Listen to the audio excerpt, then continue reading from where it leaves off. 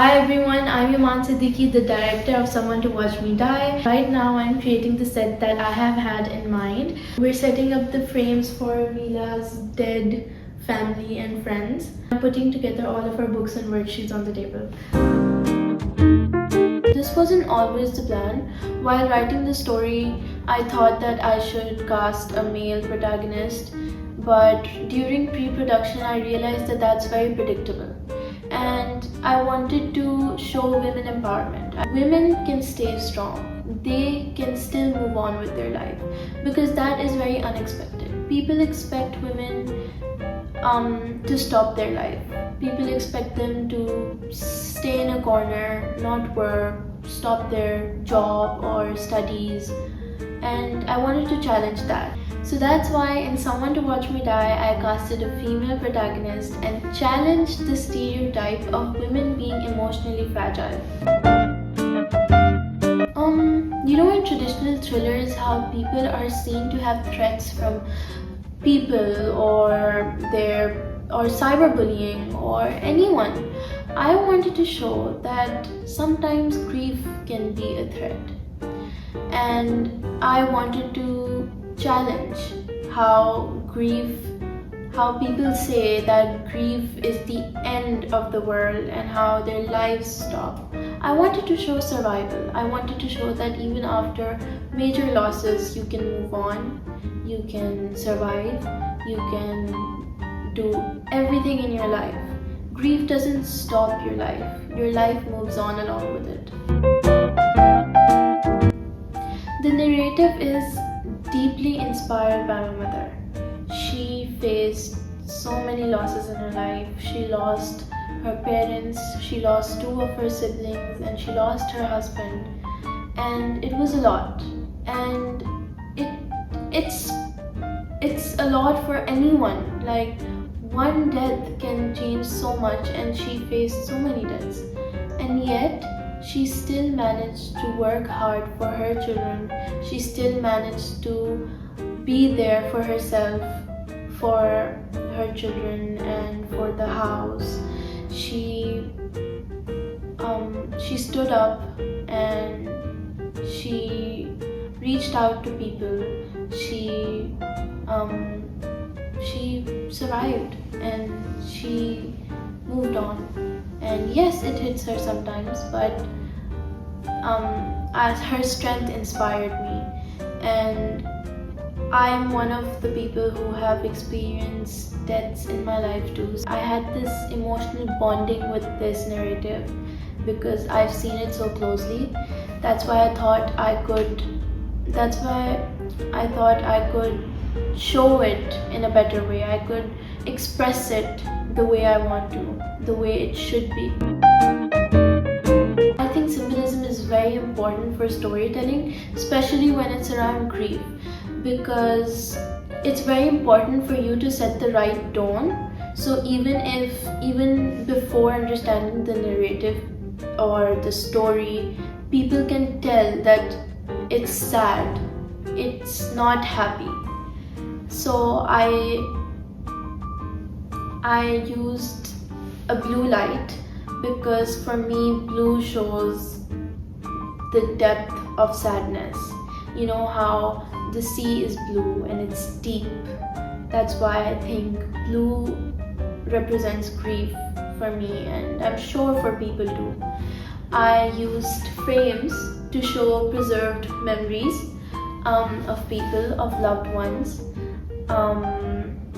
I showed one teardrop on my protagonist's face to show strength. It was intentional. I did not want to show heavy crying, so I showed one teardrop to show her strength, her survival, that she's bottling it all up and she's not breaking down, she's surviving, and that's what grief is. Lastly, the flashback. Flashbacks are a cherished memory, and seeing something happy in a sad movie or a film makes it more emotional because they were not always sad. Color contrast is used deliberately. In the flashback, I made the characters wear bright colors, red, intentionally because I wanted to show that there was color in their life. And in the present time, Mila was seen wearing black, dull colors, and I did that intentionally. However, I made the dog wear a bright red color because I wanted to show that the dog's the color of her life. And as young Mila loses her parents, the tone is suddenly set to very bluish, desaturated.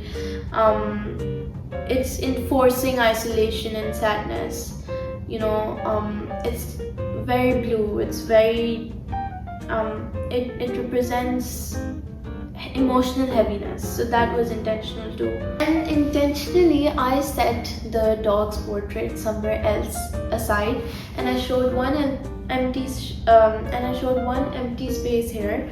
It's all empty right now, but in the film, in the opening sequence, I showed one empty space here because I kept that one last frame somewhere else that was also shown, and that created mystery. It could be, and that was upon my audience, how my audience wanted to interpret it. They could take it as Mila is preparing for the dog's death, and the dog isn't really dead because she's lost so many people in her life. Or it could be that the dog's already gone and she's just in denial and she can't get herself to put the frame up here and complete it. My ideas changed a lot. I felt like there were so many changes. Initially, I planned that the parents die at a beach. Young Mila, the flashbacks were supposed to be shot at a beach, but since I was shooting in winters and I was in the UK, it was impossible to be out there for so long, especially near the beach, where it's so windy.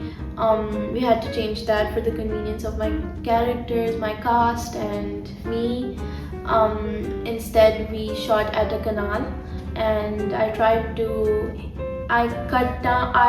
cut down the part where Mila loses her parents because when I shot it, I thought that maybe it would look really real, but someone drowning at a canal was very hard to show and portray. So, and as it was an opening sequence, I left that as a mystery, and I changed the protagonist from male to female.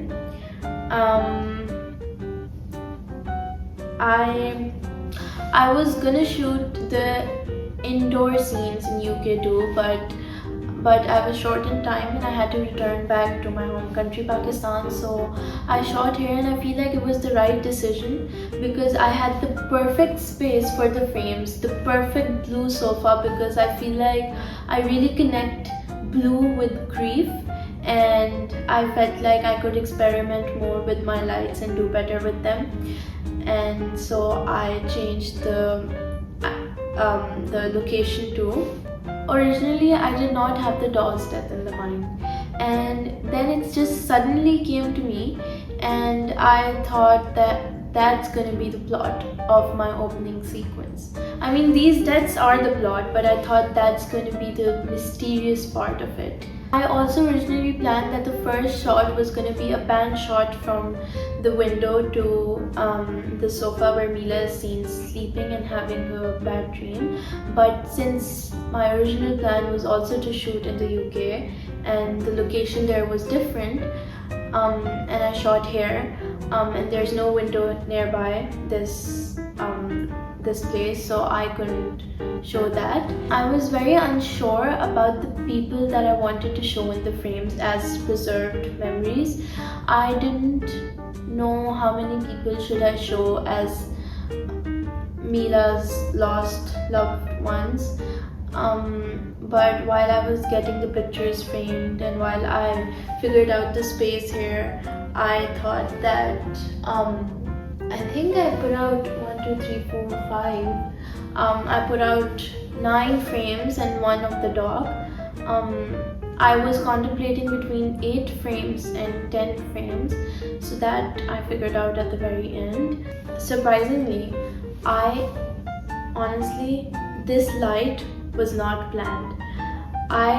When I came to the location, I saw this light here. I thought, let me see if it works, how it sets the tone. When I turned it on, it created the perfect environment for a very dull and heavily emotional visuals. It created the perfect environment for heavily emotional visuals, and it's also a study lamp, so it did justice to my scene where Mila is seen sleeping while studying. My message was that strength is not the absence of pain. Strength is moving on with it. Strength is moving on with grief. And I don't want to put the idea of life stopping, because I've seen people think that, oh, this happened to me, I don't think I'm ever gonna move on from this, my life is gonna stop. I wanted to change that idea. I wanted to bring in the idea that life moves on, and saying that you won't be able to move on and your life's gonna stop, you're never gonna give something or someone a chance, is very unrealistic, to be honest. Like, you move on, you always do. You put things in the past, and you always happen to give new things and new people a chance. And one more message that I wanted to give was that people say that, oh, once you're done with grieving, do this, do that, you'll be fine. You never stop grieving, you coexist with it. You never recover from a loss of a loved one or losses of loved ones. Whether you're moving on, yes, at first it hits you, you remember them very often, but later on they just come into your mind on the randomest day, on the randomest time, and the memories come back, and that's grief. And grief does not leave you, you coexist with it. Ambiguity is central to psychological thriller.